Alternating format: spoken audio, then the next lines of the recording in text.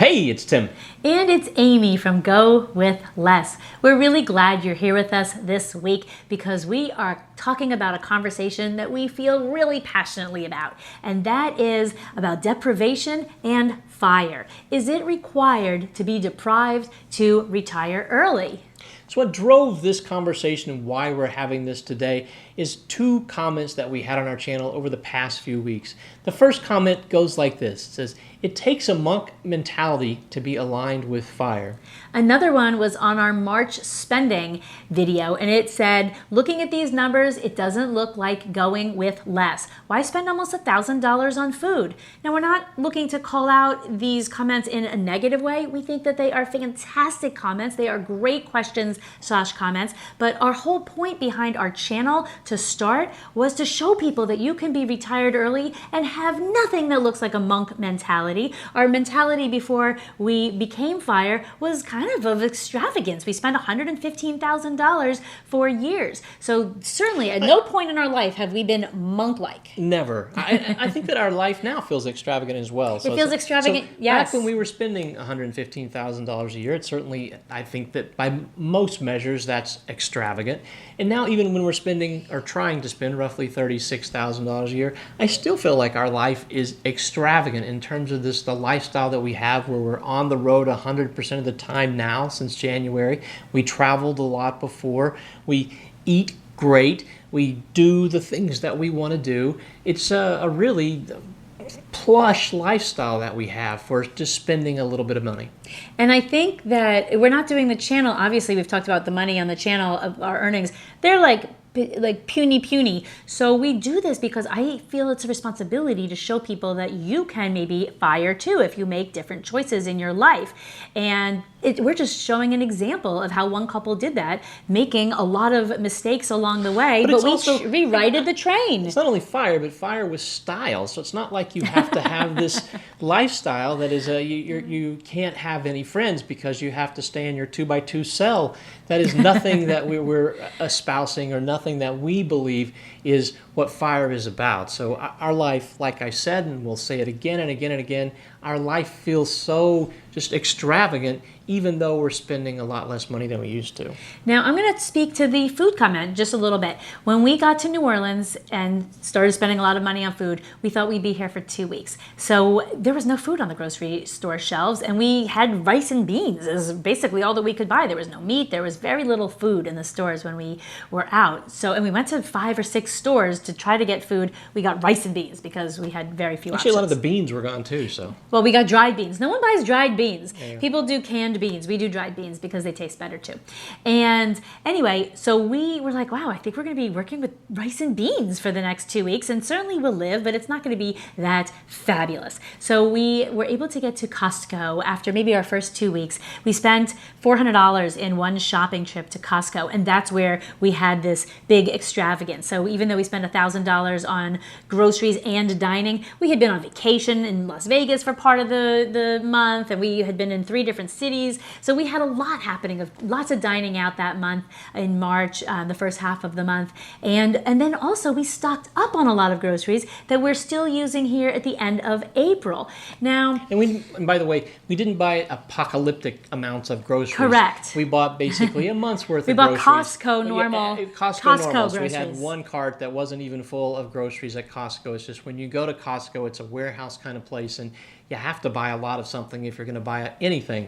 And so that's a good point. We didn't take all the toilet paper. We weren't hoarding. We weren't hoarding at all. But it was food that would last us for about 4 to 6 weeks, which is great because we're really trying to minimize our trips to the grocery store. So in the end, our groceries will definitely lessen. But we were not feeling, I was feeling like, let's live large. We're here at Costco. Let's buy anything we really want because we were prepared to be on rice and beans. So I think that I went in with a splurge mentality. I'll say was a little splurgy, so we were over our budget last month, so we'll say that it was splurgy for the given time. And I think it was a worth it. We used to have all these worth it splurges. I think we've gotten away from that. But when Tim says that our life feels so rich, I think that part of it is because we found very small ways to feel very splurgy. In the past, I don't think our splurges were so small. So now I am a tea person. I love tea.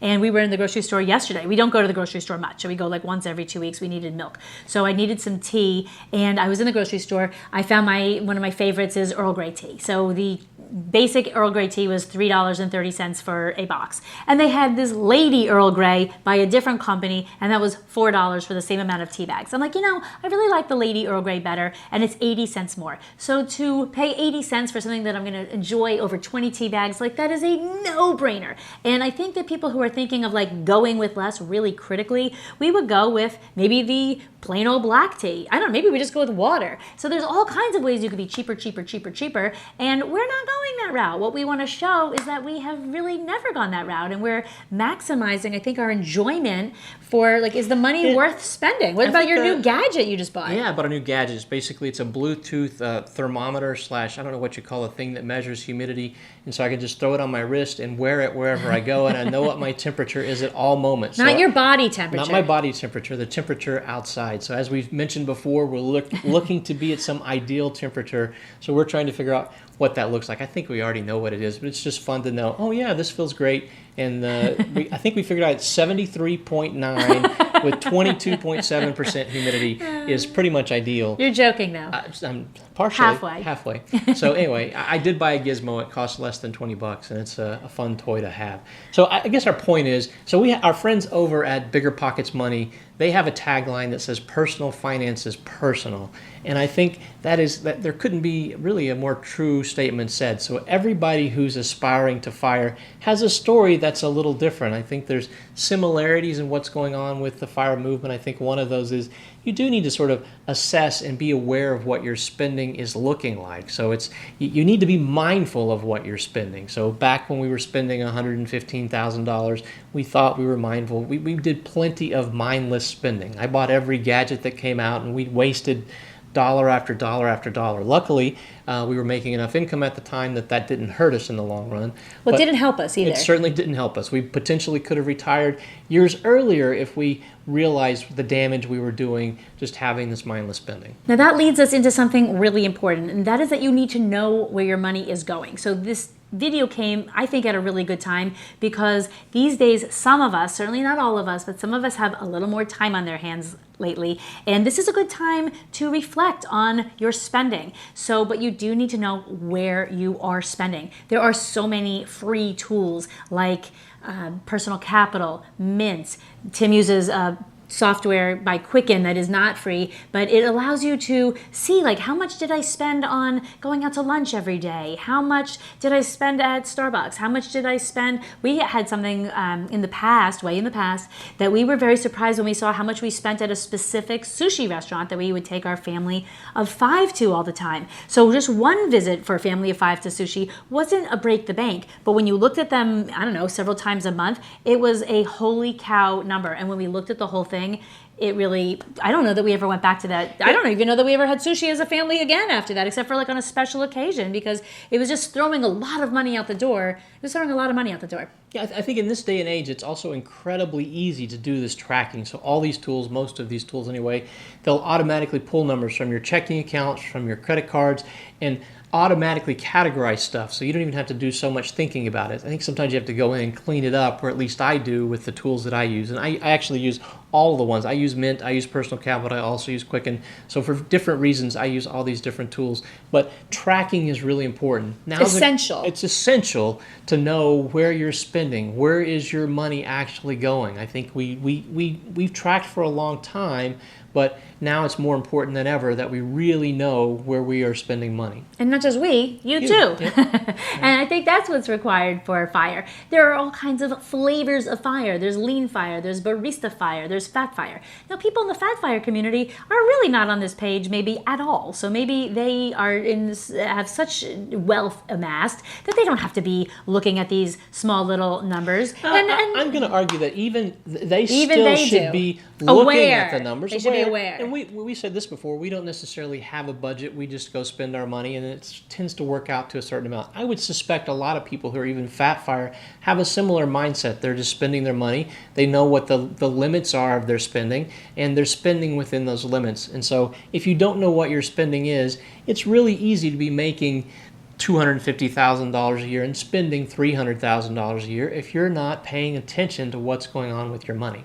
Now, if you were looking to retire on maybe $10,000 a year, then maybe FIRE would have some deprivation in your life to not only get to FIRE, but also to maintain your early retirement if you didn't bring any more money in. So there are reasons why you may have deprivation as an option, but is it a requirement? Is it something that you have to look at every single thing and say, wow, why you can't be going with less because you weren't going with less on that one number? Absolutely not. We think that the going with less, it's kind of a little bit of a funny blog name, and friends have said, like, you're really going with less sounds like so unappealing. It sounds so unappealing. For us, it really, really fits us because, of course, we're going with less so that we can have more in our life. But it's all about shedding the less.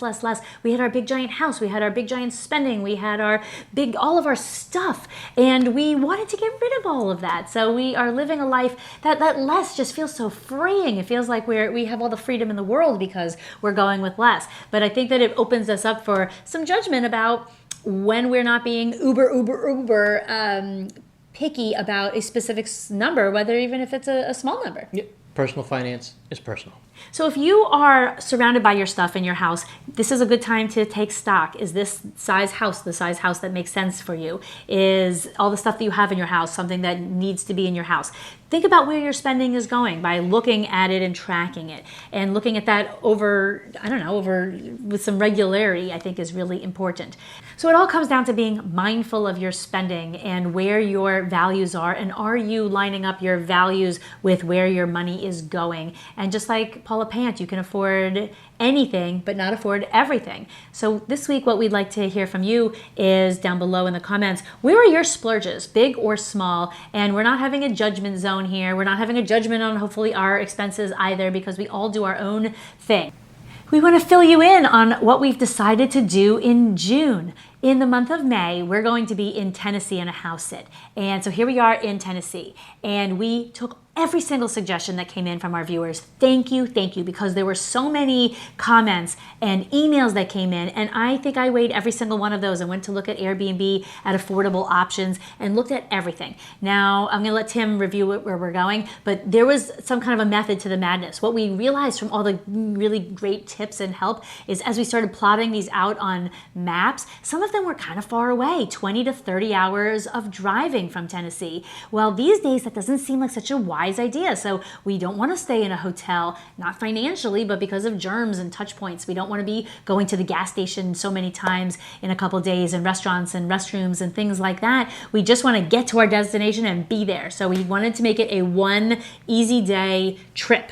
Yep. So where we are going to be for the month of June and into the middle of July is Asheville, North Carolina. So we are very excited. And just like Amy said, I will second, thank you for all the comments and emails and other things that we received in terms of places to go. So we got a lot of great guidance and ultimately settled in Asheville. And we still have the rest of the year to figure out. So we're going to I wouldn't say the rest of the year. Well, a lot of the rest of the year to figure out. So we have several months anyway after July to get figured out. And so we will certainly take guidance that we've already received, as well as any additional feedback that you want to provide as our audience about places that are going to be amazing to be. And again, we're trying to figure all this out as we go along here. And again, thank you so much for all the feedback that you gave. It's been kind of a game to figure out where are we going to go. And Asheville should be cooler and really nice weather. So it's a vacation destination. About this, I think our spending is also a game. So it's like our entire life feels like it's gamified. So it's finding the next place to go. That's sort of gamified. Where are we going to be? And so, but our spending also is, a lot of people, I think they don't like talking about money. They don't like talking about their spending. We love this and think it's fun. So I think talking about our money is fun. Planning where we're going to go. Planning where we're going to go is fun. It's not necessarily stressful. It's just, it's good entertainment for us. And after we're done with Asheville in the middle of July, we have no idea what life is looking like in the world, or at least in the United States then. So we can't really plan much further out. But all those suggestions, as Tim had mentioned, we're going to be keeping. We haven't just flushed those. We may be going to those for some of July and into August. So we are hopefully meeting back up with our itinerary in the middle of September. We're hoping to take a trip to Vancouver. if the borders are open. And then hopefully we can do the rest of our year kind of untouched. We don't know. We're just going to go with the flow and make wise decisions based upon staying safe. So thank you. We hope that you'll hit subscribe, ring the notification bell, give us a thumbs up. The comment this week is, where are your splurges? Maybe it's organic food, maybe it's a big house. What are your splurges? Put them down below, and I can't wait to hear from you. We'll see you next week. See you later.